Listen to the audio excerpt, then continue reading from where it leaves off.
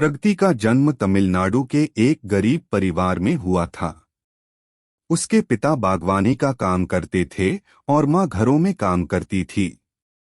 प्रगति की दो छोटी बहनें थीं जो उससे 3 साल और 5 साल छोटी थी। प्रगति इस समय करीब 18 साल की थी और उसका ज्यादा समय अपनी बहनों की देखभाल में जाता था क्योंकि उसके माता पिता बाहर काम करते थे। प्रगति स्कूल भी जाती थी। ज्यादातर देखा गया है कि समाज के बुरे लोगों की नजर गरीब घरों की कमसिन लड़कियों पर होती है। वे सोचते हैं कि गरीब लड़की की कोई आकांक्षा ही नहीं होती और वे उसके साथ मनमर्जी कर सकते हैं। प्रगति जैसे जैसे बड़ी हो रही थी, आसपास के लड़कों और आदमियों की उस पर नजर पड़ रही थी। वे उसको तंग करने और छूने का मौका ढूंढते रहते थे। प्रगति शर्म के मारे अपने माँ बाप को कुछ नहीं कह पाती थी। एक दिन स्कूल में जब वह फीस भर रही थी तो मास्टर जी ने उसे अकेले में ले जाकर कहा कि अगर वह चाहे तो वे उसकी फीस माफ करवा सकते हैं। प्रगति खुश हो गई और मास्टर जी को धन्यवाद देते हुए बोली कि इससे उसके पिताजी को बहुत राहत मिलेगी। मास्टर जी ने कहा पर इसके लिए उसे कुछ करना होगा। प्रगति प्रश्न मुद्रा में मास्टर जी की तरफ देखने लगी तो मास्टर जी ने उसे स्कूल के बाद अपने घर आने के लिए कहा और बोला कि वहीं पर सब समझा देंगे। चलते चलते मास्टर जी ने प्रगति को आगाह किया कि इस बारे में किसी और को न बताए, नहीं तो बाकी बच्चे भी फीस माफ करवाना चाहेंगे। प्रगति समझ गई और किसी को न बताने का आश्वासन दे दिया। मास्टर जी क्लास में प्रगति पर ज्यादा ध्यान दे रहे थे और उसकी पढ़ाई की तारीफ भी कर रहे थे। प्रगति मास्टर जी से खुश थी।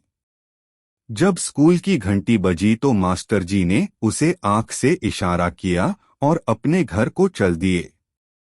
प्रगति भी अपना बस्ता घर में छोड़कर और अपनी बहन को बताकर कि वह पढ़ने जा रही है, मास्टर जी के घर को चल दी। मास्टर जी घर में अकेले ही थे। प्रगति को देखकर खुश हो गए और उसकी पढ़ाई की तारीफ करने लगे। प्रगति अपनी तारीफ सुनकर खुश हो गई और मुस्कराने लगी। मास्टर जी ने उसे सोफे पर अपने पास बैठने को कहा और उसके परिवार वालों के बारे में पूछने लगे।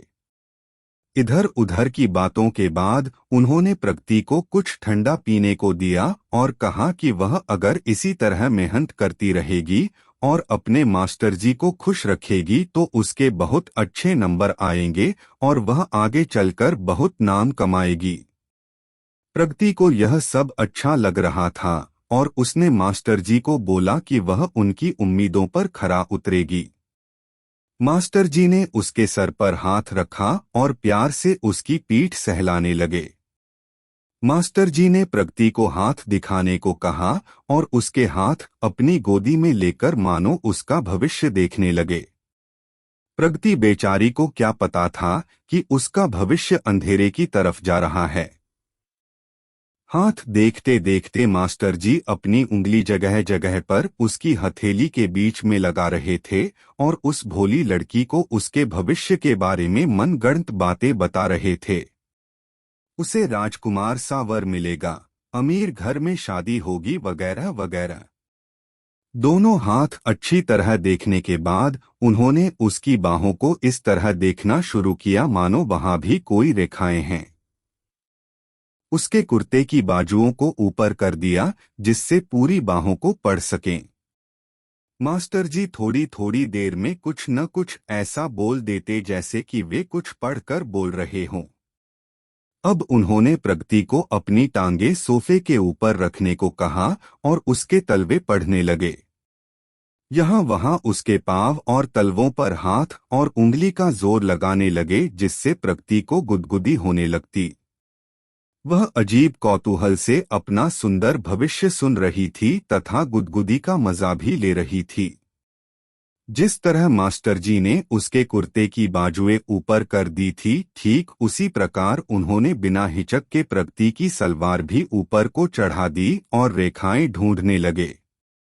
उसके सुंदर भविष्य की कोई न कोई बात वे बोलते जा रहे थे। अचानक उन्होंने प्रगति से पूछा कि क्या वह वाकई में अपना और अपने परिवार वालों का संपूर्ण भविष्य जानना चाहती है। अगर हाँ, तो इसके लिए उसे अपनी पीठ और पेट दिखाने होंगे। प्रगति समझ नहीं पाई कि क्या करे, तो मास्टर जी बोले कि गुरु तो पिता समान होता है और पिता से शर्म कैसी। तो प्रगति मान गई और अपना कुर्ता ऊपर कर लिया। मास्टर जी ने कहा, इस मुद्रा में तो तुम्हारे हाथ थक जाएंगे, बेहतर होगा कि कुर्ता उतार ही दो। यह कहते हुए उन्होंने उसका कुर्ता उतारना शुरू कर दिया। प्रगति कुछ कहती इससे पहले ही उसका कुर्ता उतर चुका था। प्रगति ने कुर्ते के नीचे ब्रा पहन रखी थी। मास्टर जी ने उसे सोफे पर उल्टा लेटने को कहा और उसके पास आकर बैठ गए। उनके बैठने से सोफा उनकी तरफ झुक गया, जिससे प्रगति सरक कर उनके समीप आ गई। उसका मुंह सोफे के अंदर था और शर्म के मारे उसने अपनी आंखों को अपने हाथों से ढक लिया था। पर मास्टर जी ने उसकी पीठ पर अपनी एक उंगली से कोई नक्शा सा बनाया, मानो कोई हिसाब कर रहे हों या कोई रेखाचित्र खींच रहे हों। ऐसा करते हुए वे बार बार उंगली को उसकी ब्रा के हुक के टकरा रहे थे, मानो ब्रा का फीता उनको कोई बाधा पहुंचा रहा था। उन्होंने आखिर प्रगति को बोला कि वे एक मंत्र उसकी पीठ पर लिख रहे हैं, जिससे उसके परिवार की सेहत अच्छी रहेगी और उसे भी लाभ होगा। यह कहते हुए उन्होंने उसकी ब्रा का हुक खोल दिया। प्रगति घबराकर उठने लगी तो मास्टर जी ने उसे दबा दिया और बोले, घबराने और शर्माने की कोई बात नहीं है। यहाँ पर तुम बिल्कुल सुरक्षित हो। उस गांव में बहुत कम लोगों को पता था कि मास्टर जी यहाँ आने से पहले आंध्र प्रदेश के ओंगोल शहर में शिक्षक थे और वहां से उन्हें बच्चों के साथ यौन शोषण के आरोप के कारण निकाल दिया था। इस आरोप के कारण उनकी सगाई भी टूट गई थी और उनके घरवालों तथा दोस्तों ने उनसे मुंह मोड़ लिया था। अब वे अकेले रह गए थे। उन्होंने अपना प्रांत छोड़कर तमिलनाडु में नौकरी कर ली थी, जहां उनके पिछले जीवन के बारे में कोई नहीं जानता था। उन्हें यह भी पता था कि उन्हें होशियारी से काम करना होगा, वरना न केवल नौकरी से हाथ धोना पड़ेगा, हो सकता है जेल भी जाना पड़ जाए। उन्होंने प्रगति की पीठ पर प्यार से हाथ फेरते हुए उसे सांत्वना दी कि वे उसकी मर्जी के खिलाफ कुछ नहीं करेंगे। अचानक मास्टर जी चौंकने का नाटक करते हुए बोले, तुम्हारी पीठ पर यह सफेद दाग कब से हैं? प्रगति ने पूछा, कौन से दाग?